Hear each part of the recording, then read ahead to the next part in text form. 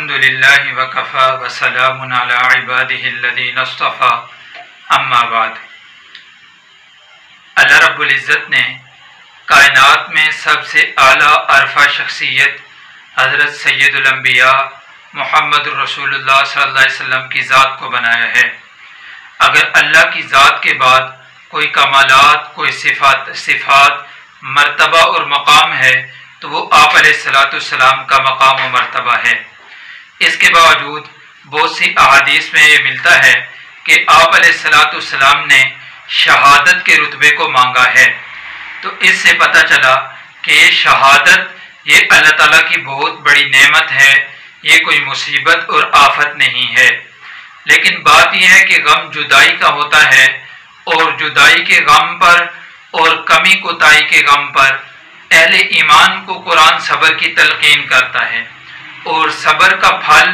اور صبر کا بدلہ یہ اللہ رب العزت جنت میں عطا فرمائیں گے۔ شہادت کا رتبہ اور مقام اللہ تعالیٰ نے اپنے برگزیدہ اور چنیدہ اپنے پسندیدہ شخصیات کو عنایت فرمایا ہے۔ اسی میں ایک بہت درد بری اور بہت دکھ والی داستان میدان کربلا میں آل رسول کی شہادت کی ہے، اور خصوصاً سیدنا حسین ابن علی رضی اللہ تعالیٰ عنہ اس دن شہید ہوئے، اور ان کے ساتھ ان کے بھائی، ان کے بھتیجے، ان کا خاندان آل رسول کربلا کے میدان میں 10 محرم الحرام کو شہید ہوئے ہیں۔ آج کی مجلس میں یہ بات عرض کرنے چلا ہوں کہ بعض لوگ حضرت سیدنا حسین ابن علی رضی اللہ تعالیٰ عنہ کی شہادت کو بیان کر کے، حضرت حسین رضی اللہ تعالیٰ عنہ کی شہادت کی دکھی داستان کو بیان کر کے، اور بعض ایسے بھی ہیں کہ جو اپنی طرف سے من گھڑت واقعات ان کے ساتھ جوڑ کے، دکھ درد کے واقعات ان کے ساتھ جوڑ کے تاکہ مجمع کو متاثر کیا جائے اور دکھ کی وجہ سے مجمع کو رلایا جائے، ایسے واقعات بیان کرتے ہیں کہ جن کا تاریخ سے اور تحقیق اور حقیقت سے دور دور کا کوئی تعلق نہیں ہوتا۔ شہادت حسین کو بیان کرتے ہوئے بعض لوگ صحابہ اور صحابہ میں بھی کبار درجے کے صحابہ کو ان پر طعن و تشنیع اور ان کو برا بھلا کہنے لگتے ہیں، حتیٰ کہ اگر تحقیق اور تاریخ کی نظر میں دیکھا جائے تو کبار صحابہ جو ہیں، جیسے سیدنا ابوبکر صدیق رضی اللہ تعالیٰ عنہ ہیں، سیدنا عمر فاروق رضی اللہ تعالیٰ عنہ ہیں، سیدنا عثمان غنی رضی اللہ تعالیٰ عنہ ہیں، اپنے دور میں خلفاء رہے ہیں، اور ان خلفاء کی زندگی کو اگر دیکھا جائے تو شہادت حسین کے ساتھ ان کا دور دور کا کوئی واسطہ نہیں بنتا۔ اگر شہادت حسین دیکھی جائے تو سیدنا حسین رضی اللہ تعالیٰ عنہ 61 ہجری میں شہید ہوئے ہیں، اور سیدنا صدیق اکبر رضی اللہ تعالیٰ عنہ کی وفات 13 ہجری میں ہے، اور سیدنا فاروق اعظم رضی اللہ تعالیٰ عنہ کی شہادت 24 ہجری کو ہے، اور سیدنا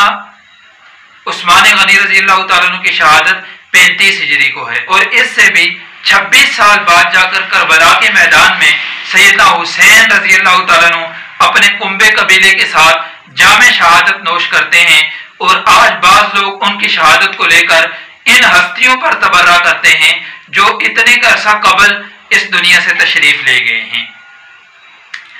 آج کی اس مختصر محفل میں سیدنا حسین رضی اللہ تعالیٰ عنہ اور ان حضرات کا آپس میں محبتیں، آپس میں تعلقات، آپس میں دوستیاں اور آپس میں دلی تعلقات کیا تھے ان کے چند نمونے پیش کیے دیتا۔ جب جناب نبی کریم صلی اللہ علیہ وسلم نے دنیا سے پردہ فرمایا تو اس وقت سیدنا حسین رضی اللہ تعالیٰ عنہ کی عمر 7 برس ہے، اور آپ علیہ السلام سیدنا حسین رضی اللہ تعالیٰ عنہ سے راضی اور خوش دنیا سے تشریف لے گئے۔ اس کے بعد 2 سالہ خلافت سیدنا ابو بکر صدیق رضی اللہ تعالیٰ عنہ کی ہے، اور ان کا اور ان کا آپس میں کیا تعلق اور مرتبہ تھا کہ کتاب المناقب میں امام بخاری رحمۃ اللہ علیہ روایت لائے ہیں کہ سیدنا ابوبکر صدیق رضی اللہ تعالیٰ نے فرمایا تھا کہ آل محمد صلی اللہ علیہ وسلم کا خیال رکھیں، اس کی تلقین فرمائی ہے۔ اور ایک روایت میں ملتا ہے کہ ایک مرتبہ سیدنا صدیق اکبر رضی اللہ تعالیٰ مسجد سے نماز پڑھ کے باہر تشریف لائے تو سیدنا حسین رضی اللہ تعالیٰ بچوں کے ساتھ کھیل رہے تھے، تو سیدنا صدیق اکبر رضی اللہ تعالیٰ نے ان کو آغوش میں لیا اور یہ فرمایا کہ یہ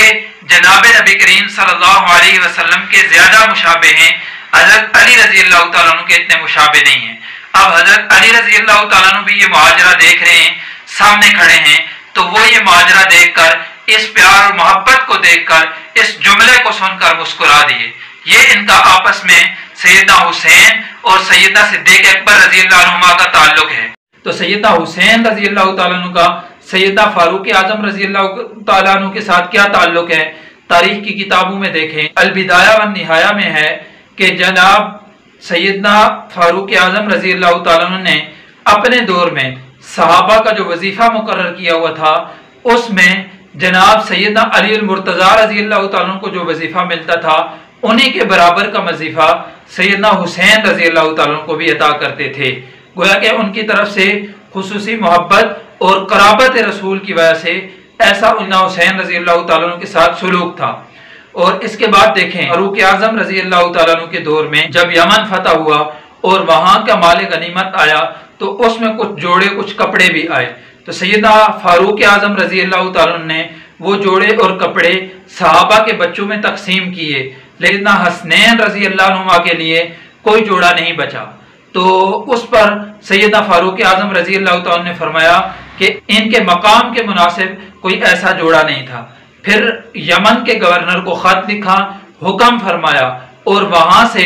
2 اعلی جوڑے منگوائے اور وہ منگوا کر سیدنا حسنین رضی اللہ عنہما کو عطا فرمائے، اور اس کے بعد یہ فرمایا کہ اب میرا جی خوش ہو گیا ہے۔ آپ دیکھیں کہ سیدنا حسین اور سیدنا فاروق اعظم رضی اللہ تعالیٰ عنہ کا تعلق کتنا گہرا آپس میں محبت اور الفت کا تعلق ہے۔ اصابہ ابن حجر میں روایت ہے کہ ایک مرتبہ حضرت عمر رضی اللہ تعالیٰ عنہ ممبر پر خطبہ ارشاد فرما رہے تھے، تو حضرت حسین رضی اللہ تعالیٰ عنہ بچپنے کا عالم تھا تو تشریف لائے، تو حضرت عمر رضی اللہ تعالیٰ عنہ سے فرمایا کہ آپ نانا کے ممبر سے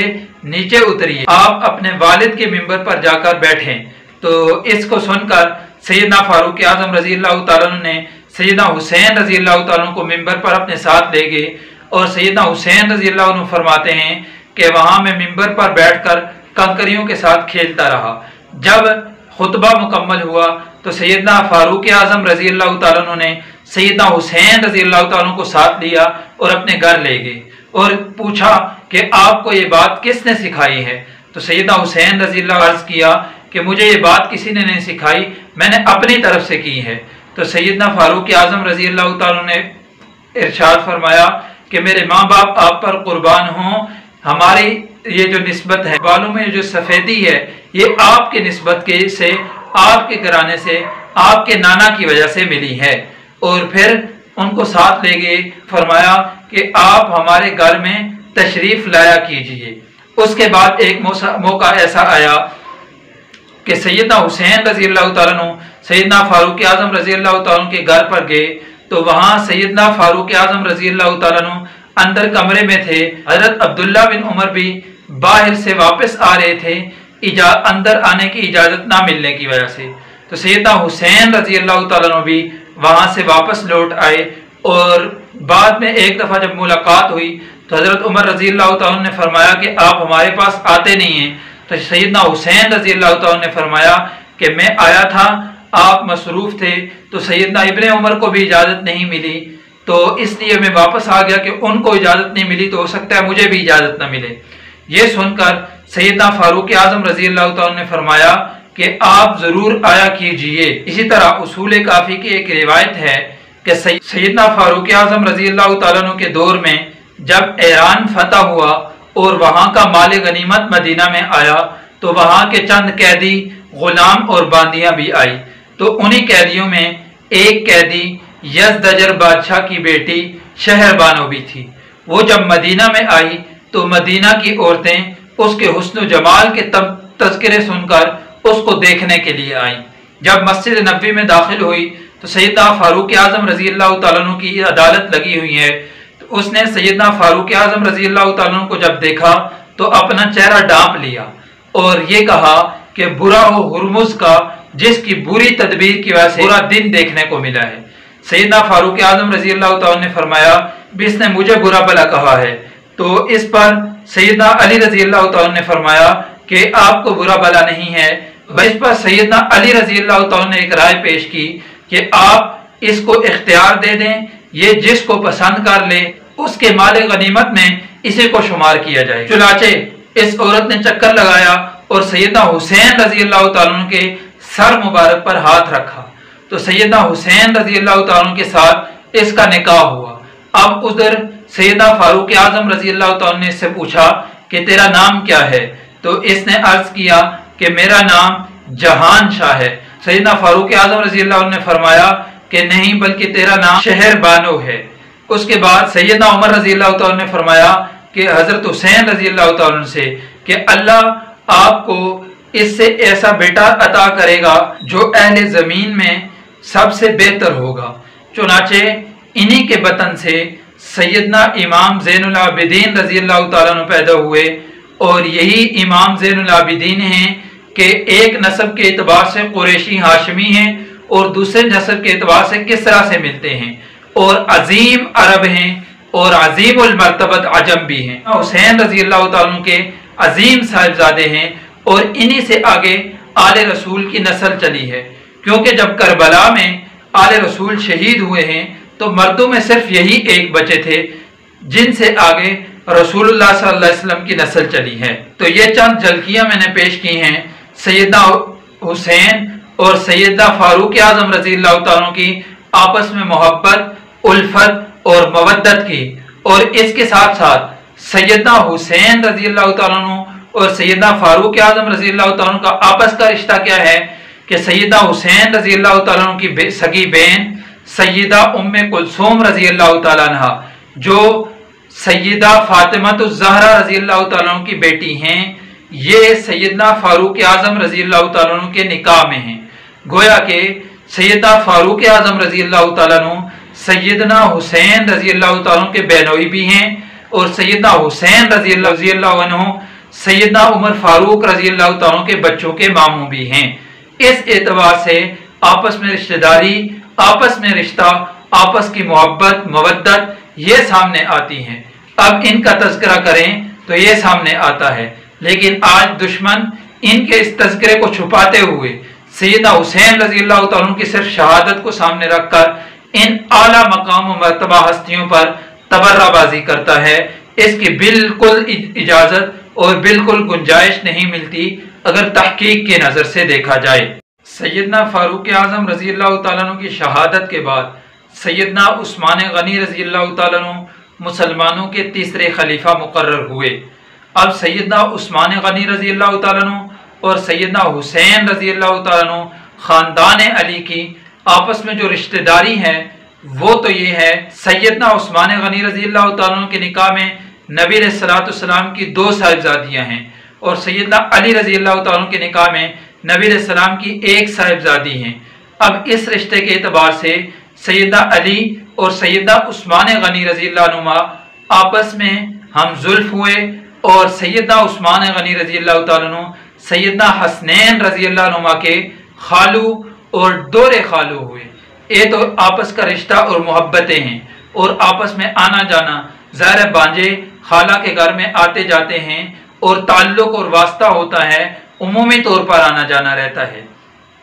इसके साथ साथ सैयदना हुसैन रजी अल्लाह तआला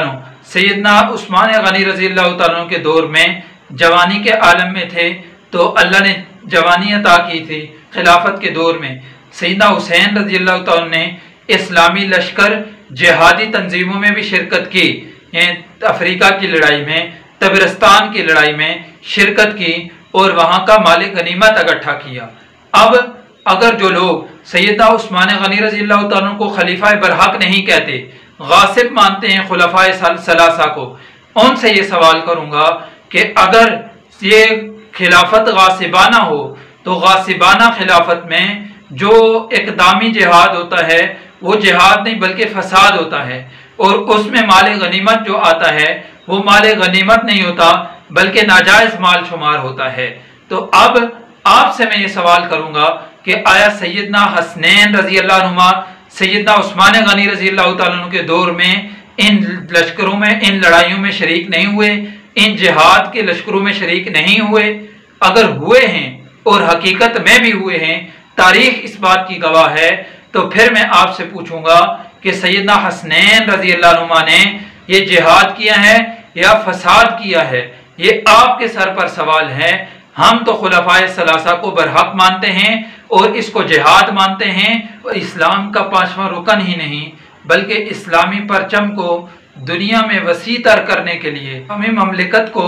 دنیا میں وسیع تر کرنے کے لیے اور اسلام کے پرچم کو لہرانے کے لیے ایک بنیاد اور اساس بھی ہے۔ تو اب آپ کے ذمہ جواب ہے کہ آپ کے ذمہ یہ جہاد ہے۔ حسنین رضی اللہ عنہما کے بھی آپ نام لیوا اور محبت کرنے والے ہیں یا ان کے اوپر بھی بہتان باندھنے والے ہیں، یہ اس سے پتہ چلے گا۔ بہرحال اس کے بعد جب سیدنا عثمان غنی رضی اللہ تعالیٰ عنہ پر بلوائیوں نے آپ رضی اللہ تعالیٰ عنہ کے گھر کا گھیراؤ کیا، 40 دن بھوکے پیاسے رہ کر آپ رضی اللہ تعالیٰ عنہ نے جام شہادت نوش کیا، تو اس دوران حضرت علی رضی اللہ تعالیٰ عنہ کے حکم سے سیدنا حسنین رضی اللہ عنہ نے خلیفہ ثالث سیدنا عثمان غنی رضی اللہ تعالیٰ عنہ کے گھر کی پہرہ داری کی ہے۔ اگر انہوں نے اس کو غلط سمجھا تھا، خلافت ثلاثہ کو غاصبانہ خلافت سمجھا تھا، تو پھر پہرہ داری کس بات کی ہے؟ پھر پہرہ داری کیوں کی ہے اور اس گھر کا پہرہ کیوں کیا ہے؟ اس کا جواب آپ کہاں سے دیکھیں؟ تاریخ اس بات کی شاہد ہے۔ تو لہذا جو لوگ سیدنا حسین رضی اللہ تعالیٰ عنہ، سیدنا علی المرتضیٰ رضی اللہ تعالیٰ عنہ، خاندان رسول، اہل بیت کا نام لے کر صحابہ پر تبرہ بازی کرتے ہیں، ان کا اہل بیت کے کردار سے، اہل بیت کے عمل سے، اہل بیت کی محبت اور مودت سے دور دور کا کوئی تعلق نہیں۔ اللہ رب العزت ہمیں صحابہ کی محبت اور اطاعت بھی عطا فرمائے، اہل بیت سے محبت اور اطاعت بھی نصیب فرمائے۔